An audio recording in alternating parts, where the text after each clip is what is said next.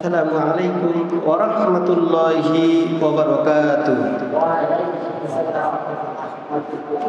আমরা সেই মহান আল্লাহ তাআলার কাছে শুকরগুজার করতে যাচ্ছি, যে আল্লাহ তাআলা হাজার হাজার লক্ষ লক্ষ কোটি কোটি মানুষের মাঝ থেকে আমাদেরকে যাচাই করে, বাছাই করে, আলাদা করে, ফারেক করে নিয়ে তার ঘরে আসার বসার সুযোগ করে দিল।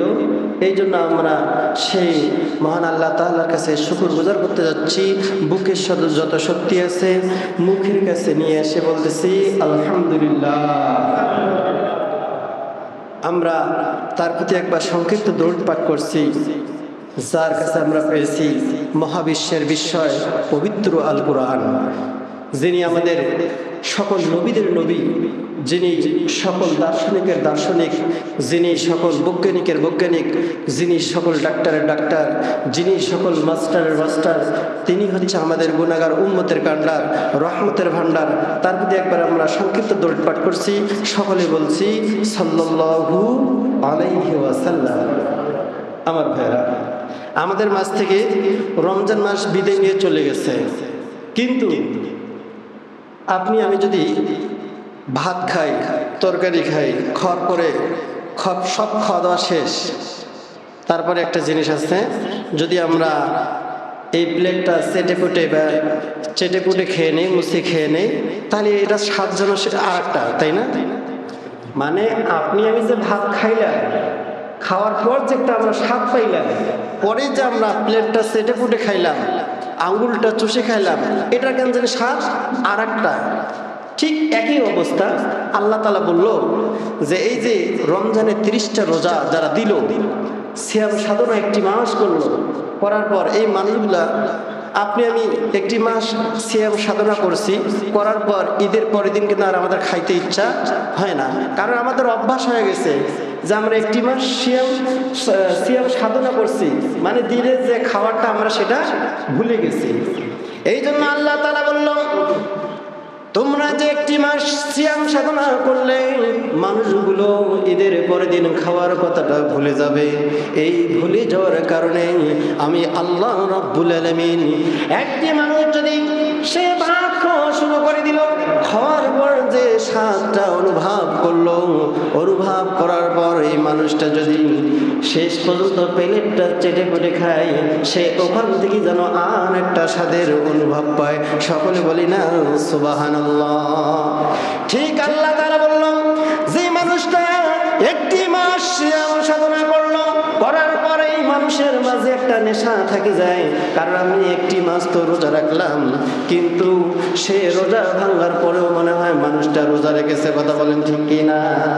এই জন্য আল্লাহ তাআলা বলল, কোন মানুষ যদি এই রমজানের রোজার পর সওয়ালের চাঁদ যখন উদিত হয়ে যায়, কোন মানুষ যদি 6টি রোজা দেয়, বলেন তো কয়টি রোজা? 6টি রোজা কেউ যদি দিয়ে দেয়, আমি আল্লাহ রাব্বুল আলামিন এই মানুষগুলোর জন্য বোনাস হিসেবে এই 6টি রোজা যদি কেউ দেয়, আমি আল্লাহ তাআলা একটি বছর রোজা রাখলে যে সবগুলো হয়ে যায়, আমি আল্লাহ রাব্বুল আলামিন এই বান্দাদের আমলনামায় সেই সবগুলো দিয়ে দেই। সকলে বলি না সুবহানাল্লাহ। আমার ভাইরা, তাহলে এই যে কোরআনুল কারীমটা কার কাছে নাজিল হয়েছে? এই কোরআনুল কারীমটা জনাবে মুহাম্মদ রাসূলুল্লাহ সাল্লাল্লাহু আলাইহি সাল্লামের কাছে আল্লাহ রাব্বুল আলামিন জিবরাইলের মারফতে কি করেছে? নাজিল করেছে। প্রশ্ন হতে পারে, আল্লাহর নবীর কাছে জিবরাইল আলাইহিস সালাম কতবার এসেছিল? আল্লাহ রাব্বুল আলামিন পৃথিবীতে যতগুলো নবী রাসূল প্রেরণ করেছেন না কেন, হযরত ইব্রাহিম আলাইহিস সালামকে এই পৃথিবীর জমিনে প্রেরণ করেছিল, হযরত মুসা আলাইহিস সালামকে দুনিয়ার জমিনে দিয়েছিল। এইরকম করে যতগুলো পয়গম্বর এই দুনিয়াতে এসেছিল, আল্লাহ তাআলা সবার কাছে জিবরাইল আলাইহিস সালামকে পাঠিয়েছিল। দেখা যায় কারো কাছে এসেছে জিবরাইল আলাইহিস সালাম একবার, কয়বার বলেন তো দেখি? একবার এসেছে। আবার দেখা যাচ্ছে কারো কাছে 10 বার এসেছে, আবার কারো কাছে 5 বার জিবরাইল আলাইহিস সালাম এসেছে। আমার বন্ধুগণ, আল্লাহ রাব্বুল আলামিন তিনি বলল, সমস্ত নবীদেরকে ভেদ করে আমি আল্লাহ রাব্বুল আলামিন আমার হাবিবের কাছে জিবরাইল আলাইহিস সালাম 100 বার নয়, 200 বার নয়, 500 500 বার নয়, 1000 বার নয়, আমি আল্লাহ রাব্বুল আলামিন জিবরাইল আলাইহিস সালাতু ওয়াস সালামকে আমার হাবিবের কাছে 24000 বার পাঠিয়েছিলাম। সকলে বলি সুবহানাল্লাহ। কতবার? 24000 বার আমার নবীর কাছে জিবরাইল আলাইহিস সালাতু ওয়াস সালাম ওহী নিয়ে আসতেন। সকলে সুবহানাল্লাহ। আমরা তো অহংকার করতে পারি, আমাদের একটা গৌরব, আমাদের অহংকার, আমরা শেষ নবীর উম্মত। কথা বলেন ঠিক কি না? আমার বন্ধুগণ, এই জিবরাইল আলাইহিস সালাতু ওয়াস সালাম যখন আল্লাহর রাসূলের কাছে সাল্লাল্লাহু আলাইহি সাল্লামের কাছে যখন ওহী নিয়ে আসতেন, একদিন রাসূল সাল্লাল্লাহু আলাইহি সাল্লাম বলল, ইয়া কি জিবরাইল, তুমি তো প্রতিনিয়ত আমার কাছে ওহী নিয়ে আসো, কিন্তু তোমার প্রতিটা কথাই আমি মানি, কিন্তু আজকে আমি রাসূল সাল্লাল্লাহু আলাইহি সাল্লাম তোমার কথা মানব না। এ কি কবর একটা কথা হয়ে গেল। রাসূল সাল্লাল্লাহু আলাইহি সাল্লাম জিবরাইল আলাইহিস সালাম ওহী নিয়ে আসছেন, কার কাছে? আমাদের নবীর কাছে ওহী নিয়ে আসছেন। অথচ রাসূল সাল্লাল্লাহু আলাইহি সাল্লাম বলতেছে, ইয়া কি জিবরাইল, ভাই তুমি তো আমার কাছে সবসময় ওহী নিয়ে আসো, আমি তোমার কথা শুনি, কিন্তু আজকে আমি তোমার কথা শুনবো না। তার মানে আজকে তুমি শুধু আমার কথা শুনবে। সকলে সুবহানাল্লাহ। আমার বন্ধুগণ, আল্লাহর নবী বিশ্ব নবী জনাবে মুহাম্মদ রাসূলুল্লাহ সাল্লাল্লাহু আলাইহি সাল্লাম এই কথাটা বলার সাথে সাথে জিবরাইল আলাইহিস সালাতু ওয়াস সালাম হতভম্ব হয়ে গেল। তিনি বলল, ইয়া রাসূলুল্লাহ, ইয়া হাবিবাল্লাহ, কি এমন প্রশ্ন আছে যে আপনি আমাকে আজকে প্রশ্ন করবেন? এই প্রশ্ন করতে গিয়ে আল্লাহর নবী বিশ্ব নবী জনাবে মুহাম্মদ রাসূলুল্লাহ সাল্লাল্লাহু আলাইহি সাল্লাম বলল, ইয়া কি জিবরাইল, আমার প্রথম নম্বর একটা প্রশ্ন। প্রথম নম্বর যে প্রশ্নটা হচ্ছে, ও জিবরাইল, আল্লাহ রাব্বুল আলামিন তোমার চোখের পাওয়ারটা কত দিয়েছে? তোমার চোখের পাওয়ার কত পরিমাণ? এই প্রথম নাম্বার প্রশ্নের উত্তরটা তোমাকে দিতে হবে। আমার বন্ধুগণ, আল্লাহর নবীর প্রশ্নের জবাবে জিবরাইল আলাইহিস সালাম বলছে, ইয়া রাসূলুল্লাহ, ইয়া হাবিবাল্লাহ, আল্লাহ রাব্বুল আলামিন আমাকে চোখের দৃষ্টি শক্তি এত দিয়েছে, চোখের পাওয়ারটা দিয়েছে, আমি যদি আসমানে থাকি আর জমিনের মধ্যে যদি বৃষ্টি পড়ে, কি পড়ে বলেন তো দেখি? জমিনের মধ্যে যদি বৃষ্টি পড়ে, আল্লাহ রাব্বুল আলামিন আমার চোখের পাওয়ারটা এত দিয়েছে, আমি ওই আসমানে থেকে জমিনের যে বৃষ্টির ফোঁটাগুলো জমিনের মধ্যে পড়ে একটি একটি করে, আমি জিবরাইল আলাইহিস সালাতু ওয়াস সালাম ওইখানে থাকি, আমি জমিনের যে বৃষ্টির ফোঁটাগুলো একটা একটা করে পড়ে, আমি ওই জায়গা থেকে সমস্ত বৃষ্টির ফোঁটাগুলো গুনতে পারি। সকলে বলি না সুবহানাল্লাহ। আল্লাহ রাব্বুল আলামিন তার চোখের পাওয়ারটা কি দিয়েছে, আমরা পাবো? বৃষ্টির ফোঁটা বলতে পাবো? পাবো না। কিন্তু আল্লাহ তাআলা জিবরাইল আলাইহিস সালাতু ওয়াস সালামকে এত পাওয়ার দিয়েছে, উনি ওখানে থাকার পরেও বলতে পারে জমিনের মধ্যে কত ফোঁটা বৃষ্টি পড়লো, উনি গুনতে পারে, উনি গুনে গুনে হিসাব করতে পারে। আচ্ছা, আপনার আমার মাথায় কি এগুলো কাজ করবে? কখনোই সম্ভব না। প্রথম নাম্বার প্রশ্ন হয়ে গেল, আল্লাহর নবী বিশ্ব নবী জনাবে মুহাম্মদ রাসূলুল্লাহ সাল্লাল্লাহু আলাইহি সাল্লাম বলল, বুঝতে পারলাম তুমি বৃষ্টির ফোঁটাগুলো গুনতে পারো। ইয়া কি জিবরাইল, দ্বিতীয় নাম্বার প্রশ্ন আমার একটা আছে, তুমি কোন জিনিসটা গুনতে পারো না? সকলে বলি সুবহানাল্লাহ। প্রথম নাম্বার, সে বৃষ্টির ফোঁটা গুনতে পারে। আচ্ছা বলেন তো দেখি, যে বৃষ্টির ফোঁটাগুলো গুনতে পারে, সে এমন কোন জিনিস কি আছে সে গুনতে পারবে না? তার কাছে কি অসম্ভব? কোনো অসম্ভব তো মনে নয়। আল্লাহর নবী বললেন, ইয়া কি জিবরাইল, আচ্ছা বলো তুমি কোন জিনিসটা গুনতে পারো না? এবার আল্লাহর নবীর প্রশ্নের জবাবে জিবরাইল আলাইহিস সালাম বলল, ইয়া রাসূলুল্লাহ, ইয়া হাবিবাল্লাহ, আসলে আপনার প্রশ্নটা ঠিক আছে, আমি একটা জিনিস গুনতে পারি না। কয়টা জিনিস বলেন তো দেখি? পৃথিবীর যতগুলো কাজ আছে সমস্ত জিনিসগুলো আমি জিবরাইল আলাইহিস সালাম গুনতে পারি, কিন্তু আমি একটা জিনিস গুনতে পারি না। রাসূল সাল্লাল্লাহু আলাইহি সাল্লাম বলল, ও জিবরাইল, তুমি আর দেরি করো না, কোন জিনিসটা গুনতে পারো না সেই জিনিসটার কথা বলে দাও। আমার বন্ধুগণ, আল্লাহর নবীর প্রশ্নের জবাবে জিবরাইল আলাইহিস সালাম বলল, ইয়া কি জিবরাইল, এই প্রশ্নের জবাবে জিবরাইল আলাইহিস সালাম বলল, ইয়া রাসূলুল্লাহ, ইয়া হাবিবাল্লাহ, তোমার যে উম্মতগুলো আছে, এই উম্মতগুলো যখন একটা সিজদা আল্লাহ তাআলাকে দেবে, এই সিজদাতে আল্লাহ রাব্বুল আলামিন যে কত পরিমাণ নেকি দেবে, আমি জিবরাইল আলাইহিস সালাম এই নেকিটা গুনতে পারি না। সকলে বলি সুবহানাল্লাহ। সুবহানাল্লাহ কা মুবারক সুবহানাল্লাহ মুমিনো কা কাম হায়। সকলে বলি মারহাবা। তাহলে আমরা কি বুঝতে পারলাম? জিবরাইল আলাইহিস সালাম সবই বলতে পারে, কিন্তু আপনি আমি যে আল্লাহ তাআলাকে রাজি খুশি করার কারণে যে একটা সিজদা দেই, এই সিজদাতে যে আল্লাহ তাআলা কত পরিমাণ সওয়াব দেয়, এই সওয়াব বা এই নেকিটা জিবরাইল আলাইহিস সালাম ব্যর্থ হয়ে যায়, সে গুনতে পারে না। আল্লাহ তাআলা পবিত্র কোরআনুল কারীমের মধ্যে সূরাতুল ফাতিহার মধ্যে বলল, ইয়াকা না'বুদু ওয়া ইয়াকা নাস্তাঈন। আমরা প্রতি ওয়াক্তে নামাজের সময় আমরা বলি কি বলি না বলেন তো দেখি? সূরাতুল ফাতিহা ছাড়া নামাজ হয় না। এই সূরা ফাতিহার কাছে আমরা সব সময় পড়ি ইয়াকা না'বুদু ওয়া ইয়াকা নাস্তাঈন। ও আল্লাহ, আমরা তোমারই কি করি? ইবাদত করি আর তোমারই কাছে সাহায্য চাই। এই কথাটা আল্লাহ রাব্বুল আলামিন বলল, ও জিবরাইল তুমি সাক্ষী রাখো, আমার এই বান্দাগুলো এরা দুনিয়ার কোনো মন্ত্রী, দুনিয়ার কোনো এমপি, দুনিয়ার কোনো মিনিস্টারকে রাজি খুশি করার কারণে সিজদা দেয় না। স্বয়ং আমি আল্লাহ তাআলাকে রাজি খুশি করার জন্য তারা আমাকে সিজদা করে। এই জন্য আমি আল্লাহ রাব্বুল আলামিন তাদেরকে এত পরিমাণ নেকি দেই, এই নেকিটা জিবরাইল আলাইহিস সালাম ব্যর্থ হয়ে যায়, সেই নেকির পরিমাণ গুনতে পারে না। সকলে বলি সুবহানাল্লাহ। আল্লাহ।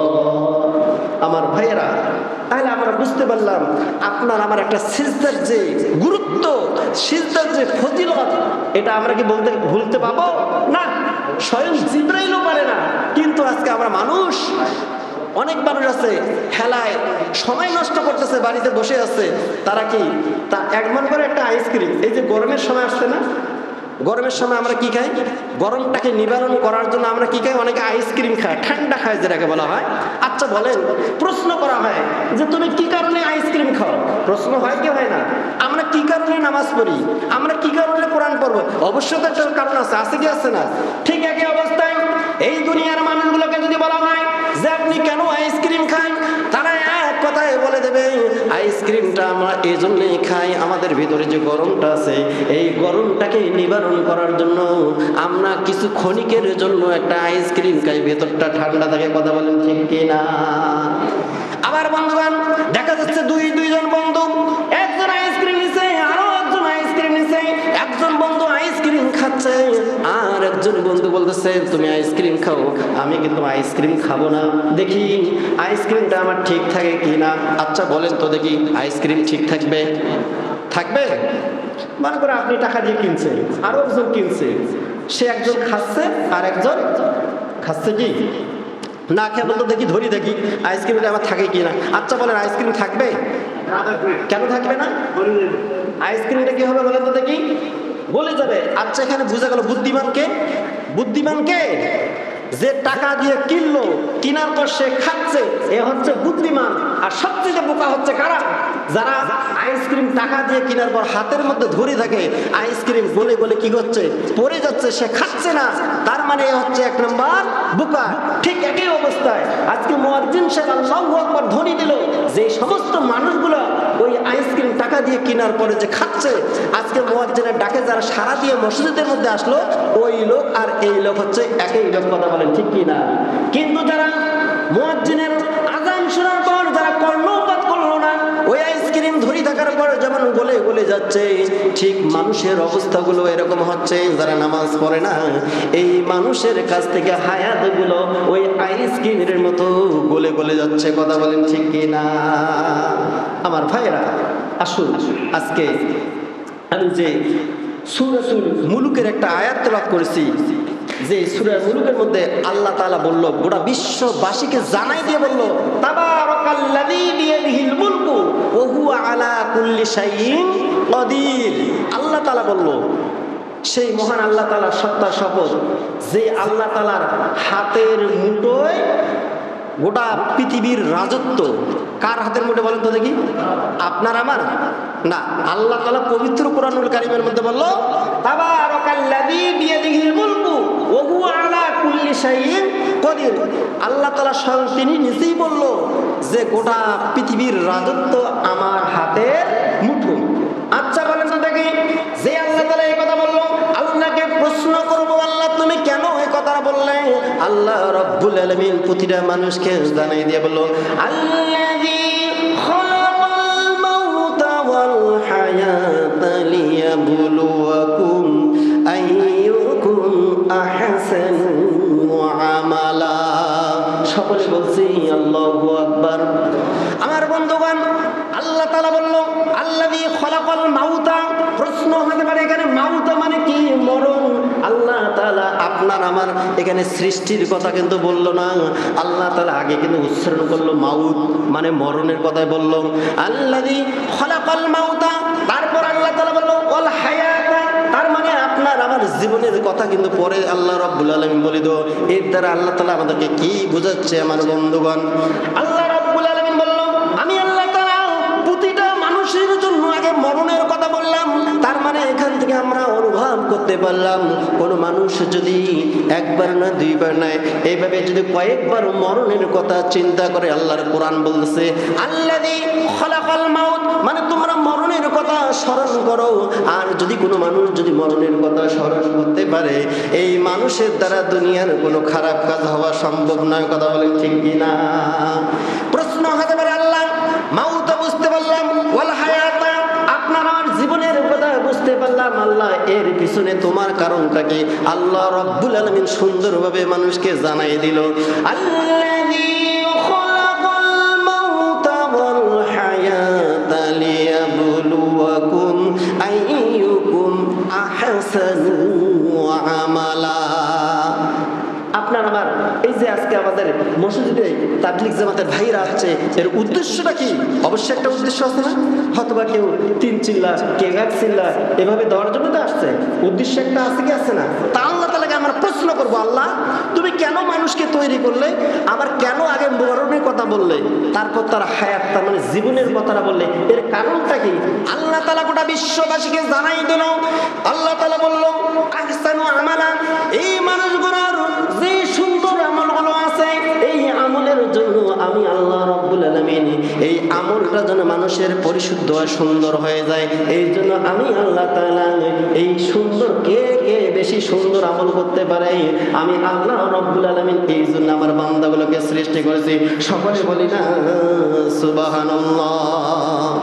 আমার প্রিয় ভাইরা, যে মানুষগুলো আল্লাহর ডাকে সারা দিয়ে মসজিদে আসলো, আর যারা আসলো না, আল্লাহ রাব্বুল আলামিন তাদের বিরুদ্ধে বলে দিল ওয়ালাকাদ যারানা লিজাহান্নামা কাসীরাম মিনাল জিন্নি ওয়াল ইনসি লাহুম কুলুবুন লা ইয়াফকাহুনা বিহা। সকলে বলছে আল্লাহু আকবার। আমার ভাইয়েরা, আল্লাহ রাব্বুল আলামিন বলল এই মানুষগুলোকে আমি আল্লাহ তাআলা সৃষ্টি করে তাদেরকে সুন্দর আমল করার জন্য আমি আল্লাহ রাব্বুল আলামিন সৃষ্টি করলাম। এই মানুষগুলোকে যদি আমাকে ভুলে যায়, আমি আল্লাহ তাআলা ওয়াদা দিয়ে দিলাম এই জিন এবং মানুষের মাঝে কিছু সংখ্যক মানুষকে আমি আল্লাহ রাব্বুল আলামিন তাদেরকে জাহান্নামের মধ্যে নিক্ষেপ করব। সকলে বলি নাউজুবিল্লাহ। এই জাহান্নামে কারা যাবে তাদের সম্পর্কে আল্লাহ তাআলা বলল লাহুম কুলুবুল লা ইয়াফকাহুনা বিহা ওয়া লাহুম আ'য়ুনুন লা ইউবসিরুনা বিহা ওয়া লাহুম আযানুন লা ইয়াসমাউনা বিহা। আল্লাহ তাআলা বলল এই মানুষগুলো তো তারাই হচ্ছে যাদের অন্তর আছে, যাদের দিল আছে। দিল থাকার পর যে মানুষগুলো অনুভব করে না, আমি আল্লাহ তাআলাকে চেনার জন্য কোনো চেষ্টাও করে না, এই মানুষগুলোকে আমি আল্লাহ রাব্বুল আলামিন কালকে জাহান্নামের মধ্যে নিক্ষেপ করব। সকলে বলি শুধু নাউজুবিল্লাহ। এই অন্তর দিল, দিল দিল, কান দিল, চক্ষু দিল, যেই মানুষগুলো দেখেও না দেখার ভান করবে, শুনিও না শোনার ভান করবে, আল্লাহ রাব্বুল আলামিন বলল এই মানুষগুলো আলাদা হয়ে যাবে। শুধু আলাদাই নয়, এই মানুষগুলো হবে উলাইকা হুম গাফিলুন, মানে এই মানুষগুলো চতুষ্পদ একটা জন্তুর চেয়েও খারাপ মানুষ হিসেবে আমি আল্লাহ তাআলা আখ্যায়িত করব। সকলে বলি না নাউজুবিল্লাহ। আমার প্রিয় ভাইরা, আল্লাহ তাআলা বললেন ওয়াইয ক্বালা রাব্বুকা লিল মালাইকাতি ইন্নী জাঈলুন ফিল আরদি খলিফা। আমার বন্ধুগণ, আল্লাহ রাব্বুল আলামিন এই পৃথিবীর জমিনে যখন মানুষ বানার একটা আকাঙ্ক্ষা করলো, মানুষ তৈরি করার জন্য আকাঙ্ক্ষা করলো, আল্লাহ তাআলা সে কি করলো? সৃষ্টি হিসেবে কারা